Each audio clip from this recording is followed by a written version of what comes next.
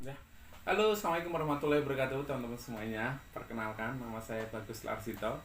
Nah, untuk di kesempatan kali ini, saya pengen sharing soal seperti ini. Halo, assalamualaikum warahmatullahi wabarakatuh, teman-teman semuanya. Selamat pagi, selamat beraktivitas. Nah, di kesempatan kali ini saya mau sharing nih, sharing-sharing belajar gitu ya. eh Kenapa sih saya mau sharing? Ya karena saya nggak ada kerjaan lain gitu. Mau ngapain saya juga bingung. Mending saya sharing-sharing aja. Ini saya sharing bukan berarti saya menggurui atau gimana ya, atau saya yang paling benar, tidak ya. Hanya ini sharing dari pengalaman saya kayak gitu. eh yang pertama gini, apa itu kenapa sih kok saya eh, mau sharing soal hal ini? Karena gini, problemnya adalah ada beberapa teman-teman di luar sana yang sudah buka barbershop. Dia itu sudah mungkin 5 tahun atau 10 tahun, tapi gitu-gitu aja. Maksudnya gitu-gitu aja adalah dia itu ya buka barbershop itu sudah bertahun-tahun, cuma punya satu cabang kayak gitu. Terus juga tidak ada pegawai, dia ngurusi sendiri dan dia nyukur sendiri kayak gitu. Tapi juga ada orang lain yang mungkin ini berbeda, itu dia baru mungkin sekitar 3 tahun gitu, atau 4 tahun atau 5 tahunan gitu, tapi dia udah bisa membuka cabang banyak gitu. Mungkin udah bisa membuka cabang 12 ataupun 15 atau 20 kayak gitu. Nah, kenapa sih kok bisa kayak gitu kan gitu loh ya? Karena saya mikir gini aja. Kalau yang pertama tadi saya anggap namanya A, kalau yang kedua tadi namanya B. Yang B ini yang bisa membuka cabang ini karena dia itu tidak hanya mempelajari soal ilmu potong, teman-teman. Dia mempelajari ilmu manajemen, dia mempelajari ilmu marketing dan sebagainya. Kenapa? Soalnya kalau hanya sekedar ilmu potong ya hanya motong, dia hanya digunakan untuk motong gitu. Tapi untuk pengembangan usaha dia nggak tahu gitu. Nah, oleh karena itu perlu yang namanya ilmu belajar bisnis atau belajar marketing kayak gitu. Belajar soal bisnis banyak banget. Ini salah satu soal marketing ya, kayak gitu. Nah, coba langsung aja kita buka, ada apa sih ini. Ini marketing, gini, daftar isinya ada ini: target market, brand, logo, konsep, desain, barbershop, sosial media, strategi marketing kayak gitu. Nah, ini kalau saya bahas semuanya ini mungkin terlalu lama ya. Baiknya ini saya bahas satu-satu gitu. Yang mana dulu teman-teman yang enaknya? Soal target dulu mungkin ya. Oke, soal target. Nah, target market. Nah, target market adalah kita pakai strategi 5W 1H gitu. Apa sih itu ya? Yang pertama adalah spesifik who. Siapa yang menjadi calon customer kan gitu loh. Eh, Pria atau wanita, umur berapa gitu, sudah menikah atau belum, setelah atau cara berpakaiannya gimana gitu. Nah, dengan ini kita jadi tahu nih model rambut seperti apa yang mereka sukai, atau treatment apa saja yang mereka sukai kayak itu, ya. Nah, untuk yang kedua itu where, eh di mana. Maksudnya adalah di mana calon customer kita kumpul. Artinya kalau kita mau nyebar brosur atau nyebar iklan, kita tahu dia itu nongkrongnya di mana gitu. Dia nongkrongnya di burjo, warmindo, atau kafe, atau kedai, maksudnya kafe lokal atau kedai-kedai lokal, maksudnya yang menengah ke bawah, atau kafe yang premium kayak gitu. Terus online, dia itu online tuh biasanya sering pakai apa gitu. Apakah dia seringnya pakai Facebook, atau apakah seringnya pakai Instagram, atau seringnya pakai TikTok, Twitter, atau YouTube kayak gitu. Nah, dengan ini teman-teman, dengan ini kita akan jadi tahu nih eh, strategi apa yang harus kita lakukan untuk marketing, dan di mana kita akan nge-share iklan-iklan kita itu. Mau kita share di fokusin YouTube kayak gitu, atau difokusin di Facebook, atau di Instagram kayak gitu. Nah, sekarang buat apa? Nah, maksudnya adalah apa perbedaan tempat kita, barbershop kita, dengan barbershop orang lain kayak itu. Nah, kita harus mengetahui nih emotional benefit dan fungsional benefit.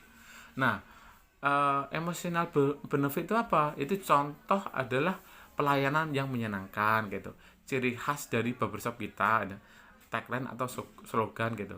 Nah, contoh fungsional benefit yaitu apa? Hasil potongannya keren gitu. Terus apa? Sesuai kemauan pelanggan. Nah, untuk bisa menemukan perbedaan ini, kita bisa riset ke beberapa kompetitor dan bertanya kepada customer apa yang mereka sukai di barbershop seperti itu. Nah, untuk lanjut yang nomor 6 itu why, mengapa gitu. Mengapa calon customer harus percaya dengan kita? Mengapa calon customer harus cukur di barbershop kita gitu. Nah, kita bisa memberikan testimoni. Kita berikan testimoni, terus kita share before after gitu. Maksudnya ini materi iklan ya. Materi iklannya kita bisa ngasih testimoni, kita bisa share before after gitu. Kita nge-share ini bisa nge-share di Facebook, IG, dan YouTube dan lain sebagainya, atau untuk iklan ya. Nah, kita bisa membuat testimoni atau share before after kayak gitu ya. Nah, sekarang yang ke 7 ya, when, kapan waktu yang tepat untuk diberikan penawaran. Maksudnya iklan kita itu kapan mau kita iklankan gitu. Yang pertama yang paling bagus adalah waktu di grand opening kayak gitu. Grand opening sama akhir bulan, sama akhir tahun, atau Idul Fitri, Idul Adha, dan juga hari-hari besar gitu.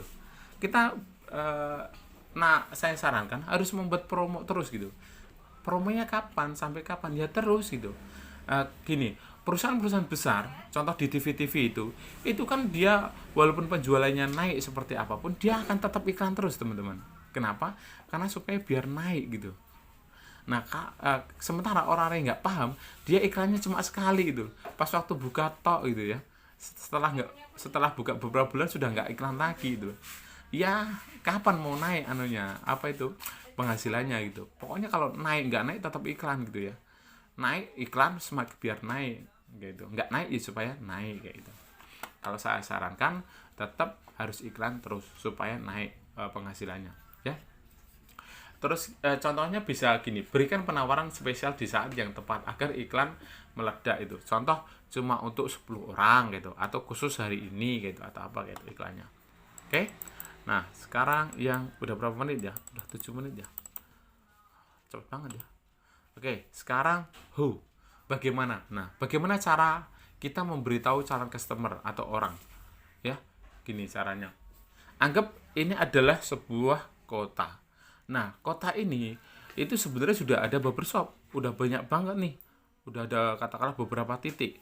Nah, warga-warga di sekitaran itu dia itu sudah punya langganan di barbershop yang ada di situ. Nah, kamu mau buka di situ. Nah, otomatis kamu kan harus merebut pelanggan-pelanggan mereka kan gitu loh. Nah, kamu harus punya strategi bagaimana caranya supaya pelanggan-pelanggan mereka itu potong di tempat kalian kayak gitu. Bagaimana caranya teman-teman? Caranya seperti ini ya. Jadi kalian harus tahu nih konsep-konsep ini supaya orang tahu itu gimana. Maksudnya adalah supaya orang itu tahu bahwa barbershop kalian itu ada di situ kayak gitu loh. Kalau mereka nggak tahu kapan dia mau potong di tempat kalian, ya nggak? Terus yang kedua, yang B adalah supaya mereka tertarik gitu, tertarik potong di tempat kalian gitu. Kalau mereka nggak tertarik, ya dia nggak akan pindah potong ke tempat kalian kayak gitu. Terus untuk yang C itu supaya mereka mencoba. Mau coba ini adalah strategi supaya mereka itu bisa ngerasain cukur di tempat kalian gitu. Soalnya kalau dia tidak mencoba cukur di tempat kalian, ya bagaimana dia bisa membandingkan antara barbershop langganan dia sama barbershop kalian kayak itu. Seumpama Agus nih, Agus sudah terbiasa potong di barbershopnya Pak Aan. Nah, sementara Agus ini kan biar kamu tarik untuk menjadi pelanggan kamu, Agus harus mencoba dulu di tempat kalian. Nah, ini kalian harus bisa mencoba putar otak untuk nyari solusi gimana supaya orang itu mencoba di potong rambut di tempat kalian gitu. Terus yang D itu supaya jadi pelanggan. Tadi setelah Pak Agus ini datang ke barbershop kalian, terus sudah sudah potong, ya kalian harus servis dengan baik gitu. Dengan baik supaya nanti dia akan balik lagi gitu. Oke? Kayak itu teman-teman. Untuk yang selanjutnya, ini udah lama banget teman-teman, udah sekitar 10 menit ya. Aku pengen teman-teman itu belajarnya dipraktekin dulu, daripada nanti saya kasih banyak terus nggak dipraktekin, itu nanti mubazir teman-teman. Kenapa? Karena ilmu itu sebagus apapun kalau tidak dipraktekkan itu ya nggak akan ngefek gitu, nggak akan berguna gitu ya. Jadi silahkan teman-teman, ini saya mau tak akhiri dulu, sekian dulu. Silahkan dipraktekkan dulu. Kalau nanti kira-kira ini bermanfaat dan pengen lebih lagi mendalami soal ilmu-ilmu manajemen ataupun rahasia pebisnis sukses, insya Allah bisa saya sambung lagi ya. Coba komen gitu, share yang membangun supaya nanti saya semangat untuk men-sharing-sharingkan ilmu-ilmu yang seperti ini. Oke gitu teman-teman, saya Bagus Larsito pamit, semoga bermanfaat, tetap belajar terus, tetap semangat terus, tetap harus pakai prinsip Kaizen, hari ini harus ada perubahan walaupun sedikit ya, terus rendah hati ya, terus apa ya, pokoknya yang baik-baik gitulah teman-teman ya. Gitu teman-teman, dadah ya. Oke gitu ya. Wassalamualaikum warahmatullahi wabarakatuh.